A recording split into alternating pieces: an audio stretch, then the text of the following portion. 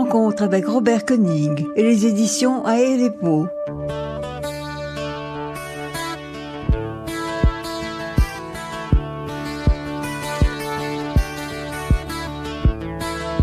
Robert Koenig, bonjour.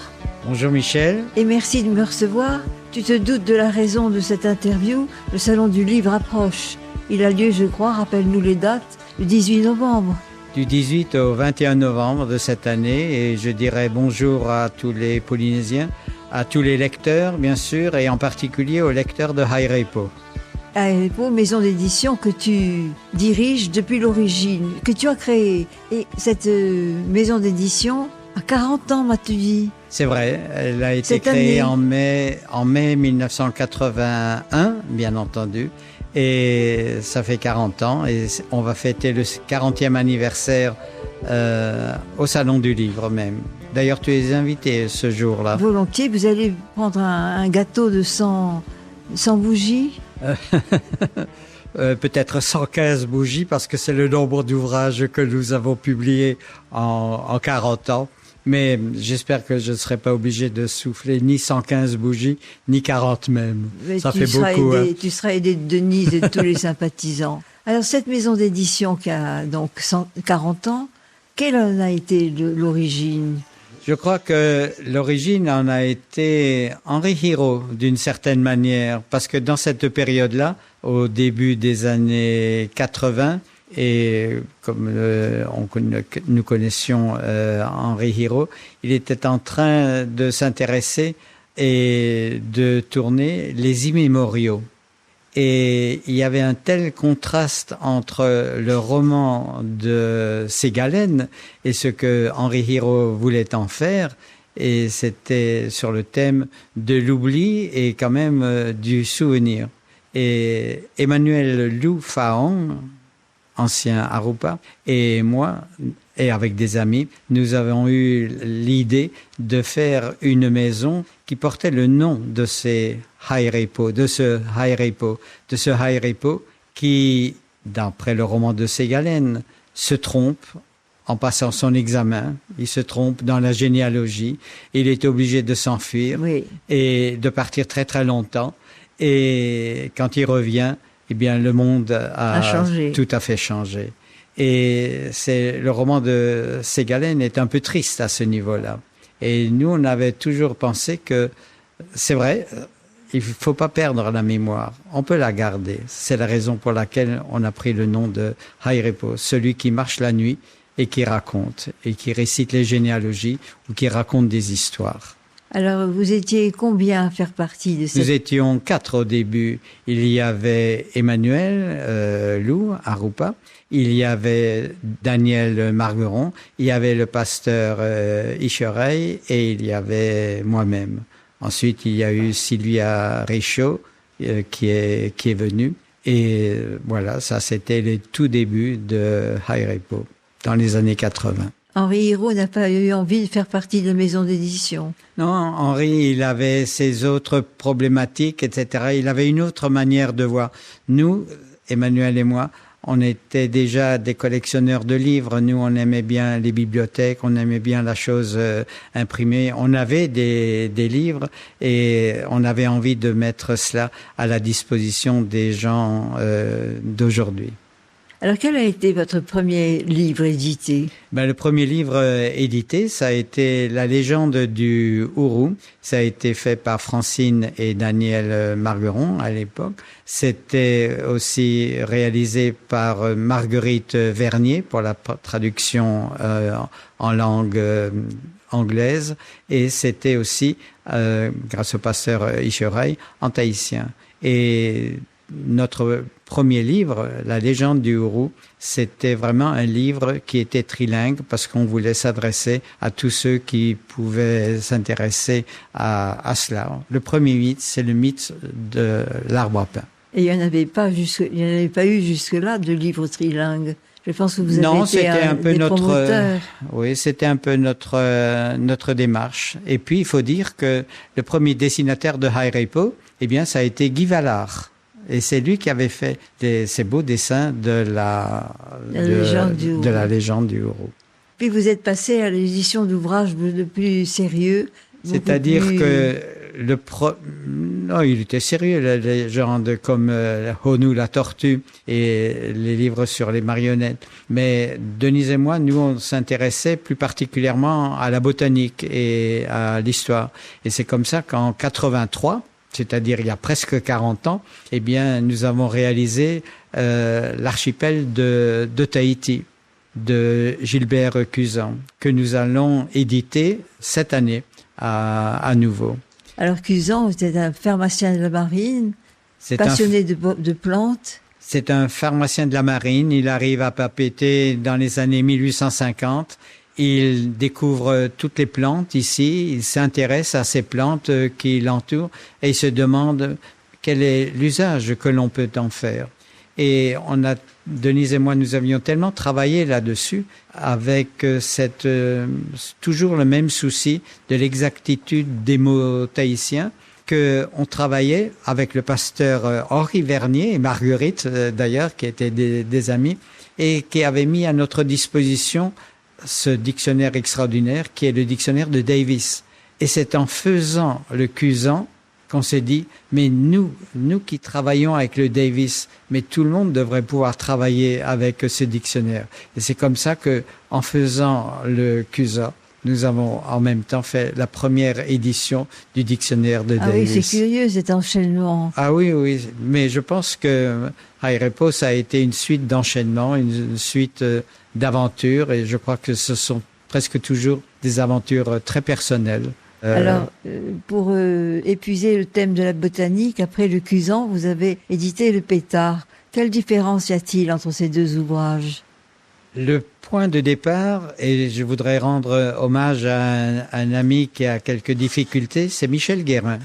Quand on a voulu, pour accéder au Cuzan, il fallait trouver le texte. Et je crois que c'est à cause de Michel Guérin que nous avions trouvé le premier texte, l'édition de 1860. Mais en discutant avec Michel Guérin, on a vu que, au fond, il y avait comme une espèce de trilogie d'intérêts. Et c'est vrai que qui dit Cuzan pense à Pétard, parce que Pétard, il cite souvent Cuzan, bien entendu. Et il y a une espèce d'unité avec Parkinson, parce que Parkinson, s'il n'a pas beaucoup écrit sur les plantes, quand même, il a fait un journal que nous avons publié par la suite, un dictionnaire avec les noms des plantes et avec les dessins des plantes. Donc c'était, je pense bien, Michel Guérin qui avait cette idée de dire, bon, on commence avec le Cuzan, on continuera avec le Pétard, qui est un très grand morceau. On n'oublie pas le Parkinson et, bien entendu, il ne faut surtout pas oublier Nadeau, qui est un horizon lointain. Alors, resitue Parkinson. Qui est-ce? Ah, Parkinson, c'est le photographe, si je puis m'exprimer ainsi, le peintre, le dessinateur de l'époque, qui accompagnait Joseph Banks, qui était l'invité prestigieux et qui s'était invité à bord du bateau de Cook pour son premier voyage. Donc c'est un témoin un peu différent de tous les gens qui ont abordé Tahiti et les îles. C'était un œil nouveau surtout, c'était quelqu'un qui découvrait la flore de ce pays, de ces îles. Je crois que au fond, on n'en finit pas de découvrir la faune, la flore de ces îles, n'est-ce pas, Michel? Même maintenant. Alors ce Cuzan, vous l'avez édité et vous le rééditez cette fois-ci. Cette fois-ci, nous éditons un tout Cuzan. Le premier Cuzan, c'était une question de texte, c'était l'archipel de Tahiti. C'était la peinture de Tahiti, de l'histoire, de l'administration, des petites histoires de Tahiti en 1854-1858, la durée du séjour de Gilbert Cuzan. Mais Gilbert Cuzan, il a publié ses souvenirs ou il a publié son journal par petites tranches quand il était rentré en France. Et donc, il y avait d'abord une description de son passage à Taiohae, à Nukuhiva. Il y a une description des îles Tuamotu, Tahiti, j'en ai parlé. Et après, quand Cuzan a quitté Tahiti, il est passé par les îles Gambier et il a rencontré le père Laval. Et donc, tout ça, c'est publié à la manière de ces pharmaciens de la marine et peut-être des pharmaciens d'aujourd'hui encore, en tous les cas, à la manière de ce pharmacien qui était Pétard, c'est-à-dire, il écrit, il publie, et il a la possibilité de publier ailleurs, un autre public. Donc, il ne dit pas tout à fait la même chose. Et c'est la raison pour laquelle, dans notre édition du Cusan de cette année, je l'appelle modestement un tout Cusan, eh bien, il y a les variations de l'écriture, la variation des détails en fonction du public auquel s'adressait Cusan dans la deuxième moitié du XIXe siècle. Tu as dit qu'il publiait. Il publiait où, alors, à ce moment-là? Qui avait accès à ses écrits? C'était uniquement le... Cusan a publié un livre à Rochefort en 1860. Ça, c'était son livre, si je puis m'exprimer ainsi.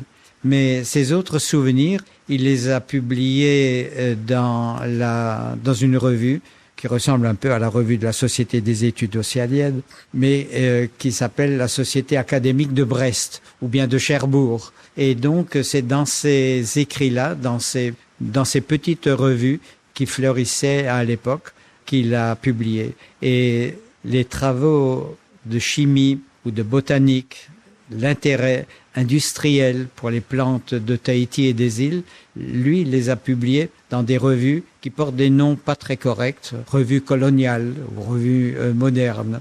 Et donc, il a fallu, comme pour le Pétard, retrouver tous ces textes de Cusan qui étaient dispersés et d'en faire un ensemble que Hairepo espère bien pouvoir présenter au Salon du Livre de cette année ou juste après.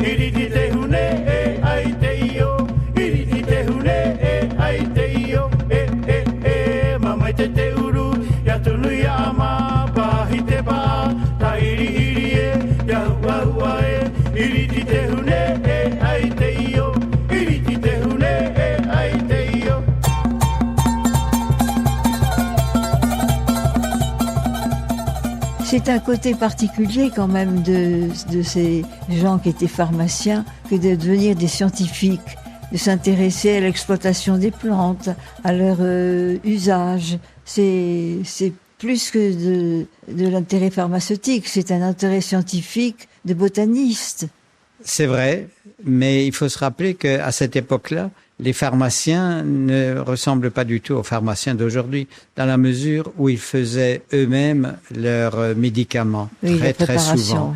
Les préparations, ils les faisaient dans leur arrière-boutique. Donc, ils avaient une formation botanique française, si je puis m'exprimer ainsi, européenne en tous les cas, mais pour tous ceux qui allaient partir en Outre-mer, dans ce qui était déjà ou dans ce qui n'était pas encore des colonies, il y avait cette formation à la botanique tropicale. Et c'est comme ça que Cusan et Pétard se sont vraiment intéressés aux plantes d'ici. Ils ont voulu en extraire les substances actives et savoir qu'est-ce qu'on peut en faire. Parce que la grande préoccupation, mais peut-être c'est une préoccupation d'aujourd'hui, certainement. D'actualité, en tout cas. En tous les cas, oui. Comment est-ce qu'on peut développer l'agriculture d'une manière intelligente et durable? Et donc, c'est une des raisons pour lesquelles on republie Cusan, parce que il y a ce souci que nous avons tous, c'est avec des moyens très simples qui sont à la portée même d'aujourd'hui de n'importe qui, Il n'y a pas beaucoup de technique, il n'y a pas de machines, il n'y a pas de complications ou bien d'infrastructures particulières. On peut faire quelque chose. Et c'est pour ça que Cusan, comme Pétard, lui, ce qui l'intéresse, c'est quelle huile on peut en tirer, quel genre d'huile pour les soins, pour garder les outils, quel genre de couleur on peut tirer des plantes ou bien des tiges ou bien des racines. Est-ce que ce sont des couleurs qui tiennent? Est-ce que ce sont des couleurs très belles? Est-ce que ce sont des couleurs qui tiennent à l'usage, qui tiennent au soleil par exemple? Qu'est-ce qu'on peut faire ça? Et donc la démarche de Cusan, comme celle de Pétard, c'est finalement une démarche archi-moderne, contemporaine, très simple, sans avoir recours à la chimie de synthèse, c'est-à-dire à la chimie moderne. Et tirer de ces plantes tous les produits naturels dont on peut avoir besoin. Mais il y avait un souci de médecine quand même derrière. Il y avait un souci de rentabilité économique peut-être pour un certain nombre de plantes, mais il y avait un souci de médecine. Bien sûr, ils ont un souci de médecine parce que ce sont des pharmaciens. Comment est-ce qu'on peut soigner? Comment est-ce qu'on peut soigner les maladies importées, les maladies qui existent? Comment est-ce qu'on peut soigner les blessures que l'on se fait? Ils ont le souci du soin, ils ont le souci alimentaire. Comment est-ce qu'on peut mieux nourrir la population? Comment se nourrir soi-même? Qu'est-ce qu'on peut cultiver chez soi? Ça, c'est vraiment le souci de ces pharmaciens. Mais puisqu'on parle de ces dictionnaires d'une manière générale, dans tous les dictionnaires anciens que nous avons édités, comme par exemple dans le Croc, il y a le même souci des plantes, c'est-à-dire de l'usage des plantes. Donc je crois que ça, c'est une espèce de continuité dans High Repo. Est-ce qu'il y a un nombre de plantes beaucoup plus impressionnant chez Pétard que chez Cusan? Ou est-ce qu'ils ont à peu près le même nombre de plantes? Est-ce qu'il y a des découvertes qui ont été faites par Pétard par rapport à celles que avait décrit Cusan? Le séjour de Cusan, c'est un séjour de 4 ans. Il travaillait à l'hôpital que l'on appelait à l'époque l'hôpital colonial de Papeete et qui est devenu le siège du tribunal foncier. J'espère qu'on va garder ce bâtiment intact et peut-être même mettre encore mieux en valeur. Il a travaillé là pendant 4 ans. Pétard, c'est un peu différent. Il a travaillé au même endroit que Cusan, mais beaucoup plus longtemps et avec d'autres perspectives. Parce que, disons les choses un peu simplement, Pétard, c'est un siècle après Cusan. Cusan, 1854-1858. Pétard, lui, c'est la fin des années 30 et jusqu'au début des années 50. Grâce à la publication que vous lancez, on aura ainsi deux sons de cloche, si j'ose dire, deux descriptions du même pays, des mêmes plantes, mais cette fois-ci de façon plus complète, puisque, comme tu viens de dire, les autres archipels sont évoqués. C'est vrai. Mais n'oublions pas le Parkinson, parce qu'on a publié le Parkinson, on a publié le journal de Parkinson, ce qu'il a vu à Tahiti, ce qu'il a vu surtout aux îles sous le vent, parce qu'il avait un peu plus de temps aux îles sous le vent, ce qu'il a vu dans ce qu'il a dessiné, les gravures, les dessins qu'il a fait de la société, des gens, mais aussi les plantes qu'il a dessinées à la demande de Joseph Banks, des plantes qui existent encore parfois dans les musées à Londres. Et Sidney Parkinson, qui avait une bonne oreille, ça c'était parce qu'il était écossais et pas anglais, il avait une très bonne oreille, une oreille différente. Et donc, lui, il s'intéressait réellement au vocabulaire, aux mots tahitien. Et donc, il a publié il n'a pas publié, il est mort avant, mais il a écrit un dictionnaire qui est très, très intéressant et où il cite beaucoup de noms de plantes, c'est-à-dire les plantes qui étaient les plus importantes dans cette première rencontre avec les Tahitiens. Ce sont les plantes ornementales et à parfum. C'est-à-dire que les plantes pharmaceutiques n'intéressaient pas trop Parkinson, mais c'est les autres plantes qui l'intéressent. La beauté des plantes ornementales. La beauté, la saveur, la luxuriance. Autrement dit, pour avoir une bonne bibliothèque sérieuse, il faut avoir les 3 livres de Haïrepo. Le Parkinson, le Cusan et le Pétard. Soyons simples, tu as raison. Ça me paraît une évidence. Mais tu parles du Parkinson et ça m'amène à dire que Haïrepo s'est spécialisé très vite dans la traduction ou les rééditions d'ouvrages anciens. Vous avez traduit beaucoup de journaux, beaucoup de textes qui étaient normalement en anglais ou en allemand et vous vous êtes attaché un peu à cette vulgarisation de tous ces écrits scientifiques ou historiques. C'est ça, être Haïrepo. Un Haïrepo, c'est celui qui répète et qui met à la disposition de tous ceux qui l'écoutent ou à tous ceux qui le lisent, eh bien, les savoirs anciens. Et ces savoirs anciens, ils ont pu être enregistrés, si je puis m'exprimer ainsi, en anglais. Alors ça, c'est par exemple le cas de Parkinson. Ça a pu être aussi enregistré par von den Steinen. Et donc, c'est vrai que ce sont des textes qui sont méconnus en langue française. Et donc, notre souci, c'était de passer ces textes rares ou méconnus, de les passer en langue française pour les mettre à la disposition des gens d'aujourd'hui. C'était le cas de Crook, par exemple. C'était notre volonté. Mais il n'y a pas que des livres anciens. Il peut y avoir des livres très très modernes aussi que l'on fait et que l'on va présenter au Salon du Livre.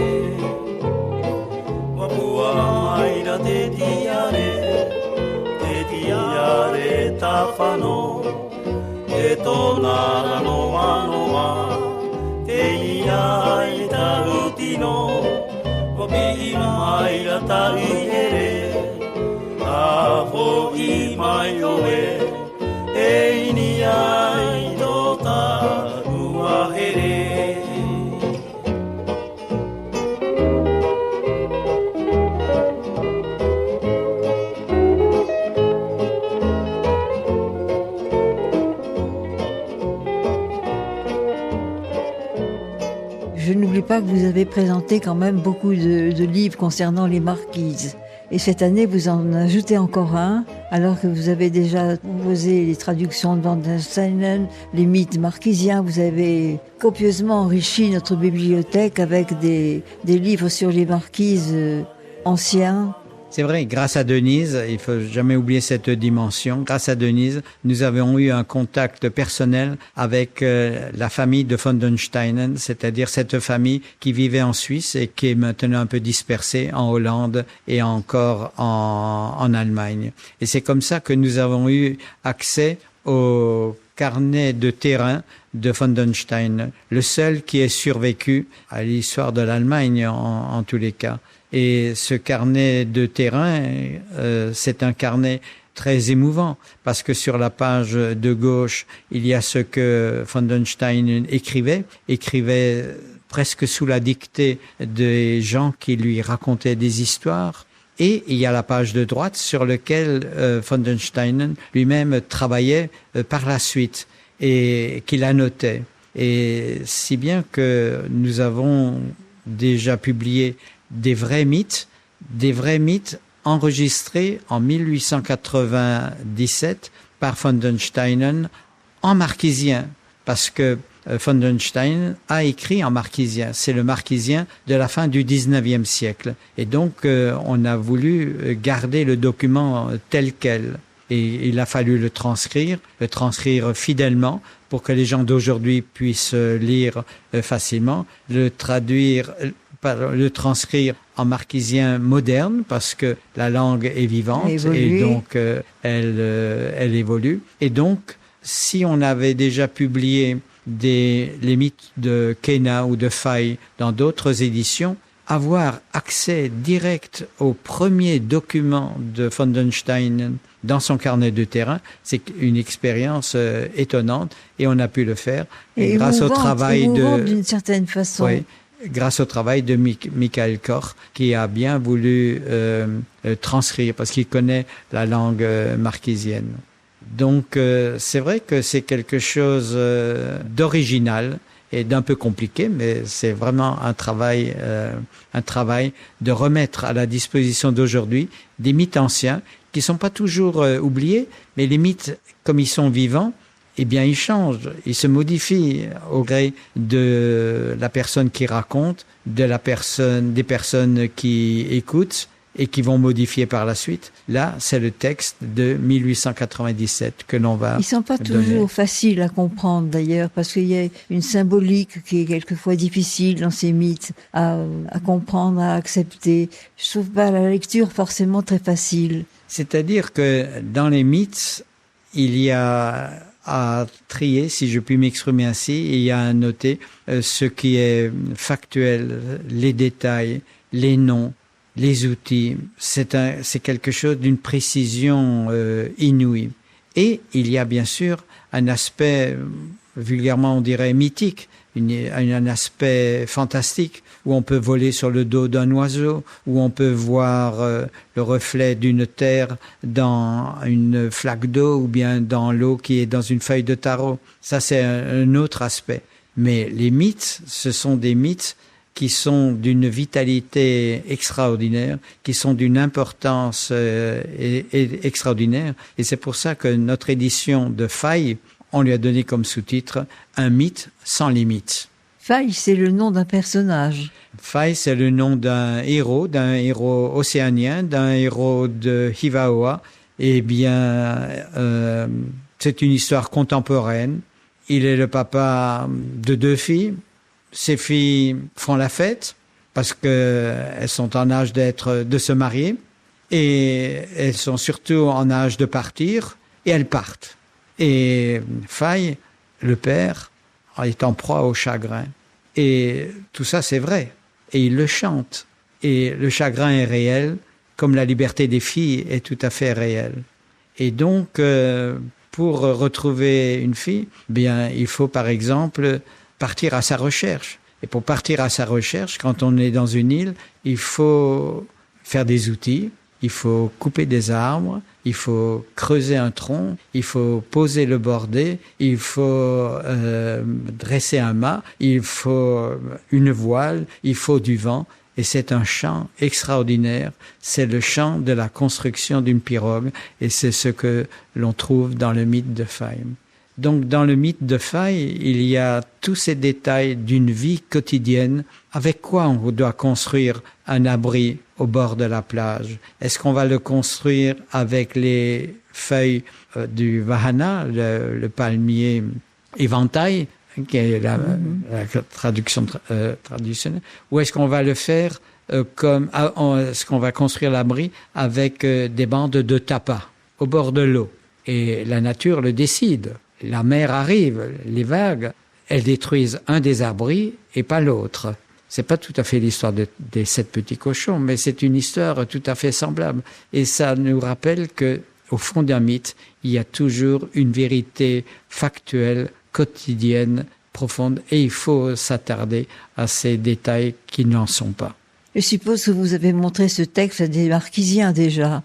Ce que nous voudrions faire, c'est que, comme pour le Caillot, par exemple, ce texte Paumotu, nous, ce qu'on voudrait faire, c'est, en restituant ces textes, que les textes qui sont écrits, qui sont publiés, imprimés à Tahiti, par STP, pub, que ces textes, eh bien, soient repris en bouche par les Paumotu ou bien chantés pour les Marquisiens.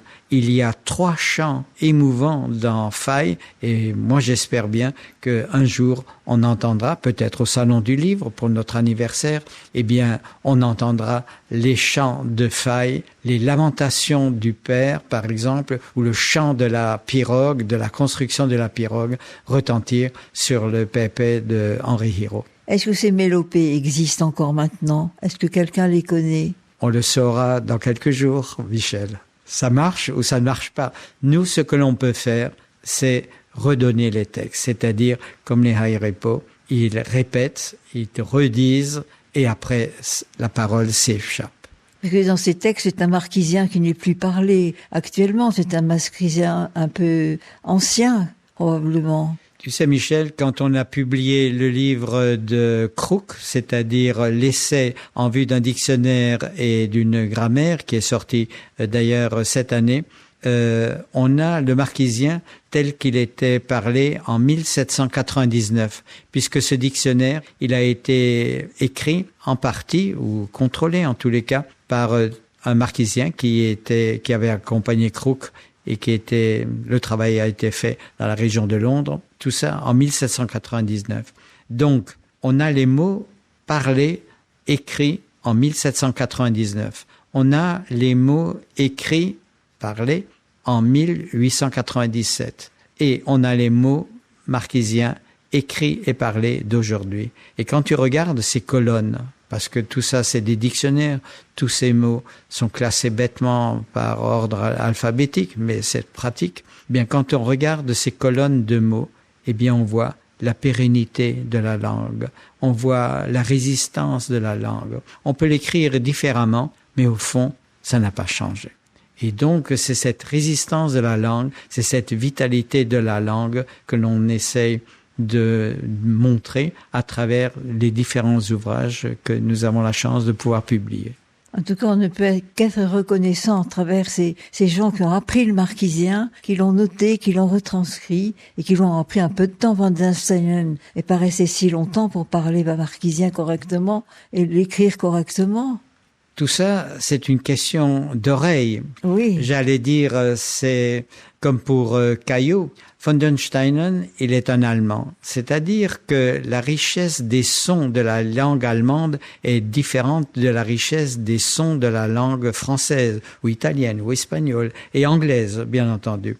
Et donc, la richesse de la langue allemande, pour les sonorités, elle est assez proche et assez fidèle par rapport à la langue marquisienne. Ça veut dire que là où il peut y avoir des obstacles, où on pourra transcrire d'une manière incorrecte, peut-être en regardant les textes qui ont été notés par un Allemand ou par des Russes, puisqu'on a publié des livres sur les Russes, c'est plus proche de la réalité marquisienne.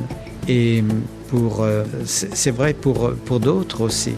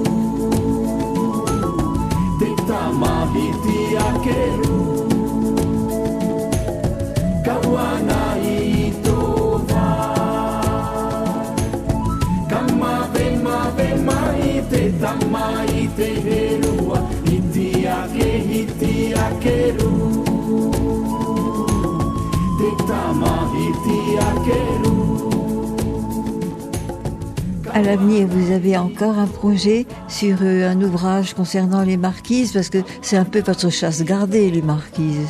Pas du tout, c'est une chasse qui n'est pas du tout gardée, puisque à un moment donné, c'est un franco-japonais qui nous a proposé un manuscrit étonnant, l'île Sirène, et donc c'est vrai que les marquises sont un horizon, mais ce roman d'amour, il se déroule entre Hivawa, encore Hivawa, et le Japon. Donc, mais c'est toujours sur fond des marquises. Oui, mais il faut bien partir de quelque part pour arriver ailleurs. Alors l'île Sirène, c'est la dernière production de cette année. Ça va être la première pour le Salon du Livre, on est sûr de ça, puisque c'est sous presse. Et ça a été écrit par Laurent Mabezone, qui est un franco-japonais, qui a résidé une année à Hivawa, un atelier d'écriture, qui en est tombé éperdument amoureux, qui a été fasciné, comme nous tous, nous avons tous été fascinés par les marquises, et qui en a écrit un roman d'amour, et qui a d'abord été publié en feuilleton en japonais. Et nous avons la traduction française de ce feuilleton japonais qui a eu beaucoup de succès dans les journaux du Japon. Qu'est-ce qu'il avait amené aux marquises ? Je crois que Laurent Mabezone avait gagné un prix, c'est-à-dire son écriture a été reconnue. Son écriture est un peu particulière parce que il s'intéresse au haïku, ces poèmes japonais qui sont très très particuliers, qui sont des corsets très très serrés, trois vers, un certain nombre de syllabes, 5 des règles très précises. C'est très très précis. Une forme très brève de poésie suggérée, sentie à travers quelques mots dans les rythmes sont très codifiés. C'est très très codifié, c'est très très raffiné. Et le roman que nous publions, eh bien, le titre de chacun des chapitres, eh bien, c'est un haïku. C'est un haïku écrit en japonais parce que nous avons voulu garder ce clin d'œil et traduit en français.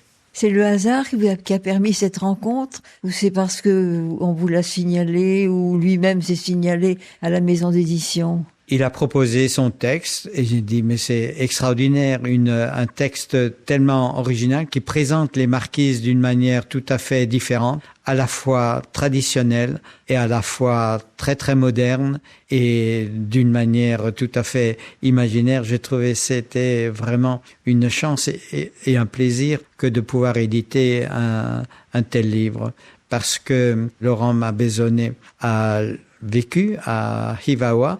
Il a connu un certain nombre de personnes toujours vivantes à Hivawa. Il a entendu plein d'histoires et c'est comme ça que dans ce roman, eh bien, il y a des allusions bien marquées au diacre Tioka, qui était l'ami de Gauguin, l'ami du pasteur Vernier qui habitait là-bas, qui a assisté aux derniers instants de Gauguin là-bas.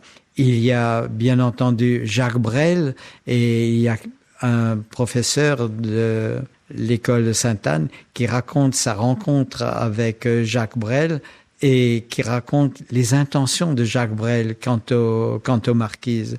Et puis, il y a quand même ce fait que ça se déroule actuellement et que les personnages marquisiens pour travailler, ou bien où est-ce qu'on travaillait dans les années 70, 80, eh bien on travaillait à Tahiti ou même du côté de Mururoa ou à Fangataufa et donc il y a une belle allusion à Canopus. Mais c'est une autre histoire et pour la connaître, il faut réellement se plonger dans l'île Sirène. Enfin, c'est un roman d'amour. Mais c'est un roman d'amour d'abord entre un jeune marquisien et une sirène à Hekeani et c'est une vraie histoire d'amour. C'est une histoire d'amour qui se passe dans une génération. C'est une histoire d'amour qui se passe dans la génération suivante. Et comme on est en pleine modernité, eh bien, il y a des touristes qui entendent parler d'une sirène, qui la capturent et qui l'envoient dans un aquarium dans une ville japonaise qui s'appelle Joetsu. Et cette sirène marquisienne, elle ne veut que repartir chez elle et chez son amoureux. C'est une histoire étonnante. Qui finit bien? Bien entendu, puisque l'amour reste et qui retourne chez eux. C'est nouveau pour Aérepo de produire ce genre de littérature. Vous n'êtes pas habitué à produire les romans? C'est-à-dire que quand même, il faut être un tout petit peu à l'affût. Et si je dois regarder un tout petit peu en arrière, quand on lit le manuscrit qui était par exemple le mutisme, on ne peut tomber que amoureux d'un texte pareil. Et c'est vrai on ne peut pas dire non à un mutisme. C'est comme ça qu'on l'a publié. Donc parfois, il y a des livres qui sortent un peu de notre curiosité, mais il y a une petite musique, il y a une couleur particulière qui fait que vraiment ça vaut la peine d'éditer cela. Ça a été le cas de mutisme, ce sera le cas de l'île Sirène, et nous aurons la chance de rencontrer Laurent Mabezone. Donc écrit en japonais, traduit en anglais et traduit en français. Traduit en français. Et je crois que à cause du succès au Japon, se prépare une édition anglaise de l'île Sirène. Cette fois-ci, on a été les premiers à avoir une traduction. Absolument. Et une traduction en langue française est publiée et imprimée à Tahiti et réalisée à Tahiti. Mais c'est pas à la demande de Aérepo. Cette traduction en langue française était prévue. Pas du tout. C'est Laurent Mabezone qui est à l'origine. On a reçu ça dans notre boîte à lettres. Mais bravo. C'est extraordinaire. Quels sont les projets maintenant pour l'an prochain? Parce je suppose qu'on travaille avec des perspectives. C'est vrai il faut toujours avoir un horizon, et comme le dictionnaire de Davis est épuisé d'une certaine manière, c'est vrai qu'on aimerait préparer une nouvelle édition, et notre chance a été de pouvoir être apprécié à l'Académie tahitienne par toutes les personnes qui se sont succédées, par Makote Vane par exemple, par John Doom. Ils ont tous écrit des préfaces, des postfaces, et Flora Devatine va donner une dimension totalement différente à ce Davis, en rappelant avec force et avec preuve et avec document que John Davis, avec un nom anglais comme il l'est, c'était un Gallois, c'est-à-dire pas un Anglais. C'est comme Sidney Parkinson, c'est pas un Anglais, c'est un Écossais. Et John Davis, c'était un Gallois. Et donc, quand il était... C'est une grosse différence. Radical. Ça n'a rien à voir. Et John Davis, quand il en avait gros sur le cœur, quand c'était un peu difficile avec les Anglais, ses collègues, quand il se sentait censuré par les Anglais, il pouvait vider son cœur en gallois avec un ami gallois. Et la chance de Flora Devatine, c'est d'avoir découvert quelqu'un qui avait accès à ces lettres écrites en gallois. Et Flora et son ami ont sélectionné des lettres de John Davis, où John Davis exprime son amour pour la langue tahitienne, qui est tellement différente des autres, avec ses nuances, et il exprime son respect pour cette langue. Et donc, il y aura une postface pour la nouvelle édition de Davis, qui donnera une dimension totalement différente à ce vieux dictionnaire de 1851. Davis, ça fait plus qu'une transcription de la langue tahitienne, c'est une célébration de la langue tahitienne, si je comprends bien. Il ne cesse de tarir d'éloges sur la beauté poétique de ces mots. C'est vrai, mais je pense que tous ceux qui ne sont pas dans la monoculture s'intéressent naturellement aux langues un peu différentes. Et c'est vrai, d'où notre intérêt pour la langue Paumotu. C'est pour ça que la nouvelle édition du Kayo a été célébrée à l'Académie Paumotu. C'est pour ça qu'on s'intéresse à la langue marquisienne, et c'est pour ça que l'on s'intéresse à la langue tahitienne. Pour en revenir à la maison d'édition à Aérepo, je suis sûre que vous avez en cachette encore une réserve de manuscrits que vous aimeriez publier. Vous avez l'art de trouver des journaux, des textes qui ont été un peu oubliés. Vous avez sûrement quelques secrets encore à dévoiler. Nous avons quelques secrets, bien entendu. Donc, les secrets sont faits pour être gardés, bien entendu. Mais quand même, Denise travaille actuellement sur un livre sur les oiseaux endémiques et de passage à Tahiti et dans les îles. Donc, ce sera vraiment une incursion dans un monde aérien et terrestre et maritime peu Ça sera connu. un envol pour Aérepo. Oui, c'est un bon souhait. Bon vol à Aérepo. Il faut signaler, Robert Koenig, que vos livres sont tous édités localement. C'est un parti pris ? Ah, c'est notre fierté dès le début. C'est notre marque de fabrique, Made in Fénois. Alors bien sûr, ça a des contraintes parce que on peut pas toujours avoir toutes les couvertures que l'on veut, on peut pas toujours avoir tout le papier que l'on veut, mais on peut mériter la confiance des imprimeurs. Pendant longtemps, ça a été Polytram. Et maintenant, c'est STP. Et on n'a qu'à se réjouir de cela parce que quand le livre sort, quand il est imprimé, quand les travailleurs du livre voient ce que c'est, ils sont fiers. Et nous, on est vraiment fiers et reconnaissants pour ce travail. Et ils se rendent compte, ces travailleurs du livre, ils se rendent compte qu'ils font quelque chose qui est important pour nous. Nous sommes des clients, etc. Il faut payer. Mais c'est important pour le pays. C'est important pour les gens. C'est une contribution à la constitution, à la préservation d'un patrimoine culturel. Oui. Ils ont leur rôle à jouer. Ils ont leur rôle à jouer et ils en ont conscience. Ils en ont une certaine fierté et un certain sourire et moi j'en ai vraiment une grande reconnaissance. Et disons, pour mettre les pieds dans le plat, c'est qu'on fait ça presque toujours sur fonds propres, c'est-à-dire on est tout à fait libre de pouvoir choisir, de dire oui, de dire non et de faire ce qu'on veut, tant qu'on mérite la confiance de nos lecteurs. Vous avez gardé votre liberté. C'est vraiment important. Rappelle-moi les dates du Salon du Livre, alors, et votre présence. Vous aurez un stand, Aérepo aura un stand. Nous aurons notre stand. J'espère que ce sera toujours le même, au même emplacement, sous le bannière du PP de Henri Hiro, encore Henri Hiro. Et ce sera du 18 au 21 novembre, d'abord à Papeete, et la semaine d'après, ce sera à Raiatea, où on pourra présenter toutes ces nouveautés et quelques anciennetés.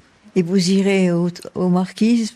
Nous irons aux Marquises quand ce sera bien programmé et entre Papeete et Raiatea, mais on ne pourra pas y aller. Il y a Bora Bora, donc Aérepo participe et voyage.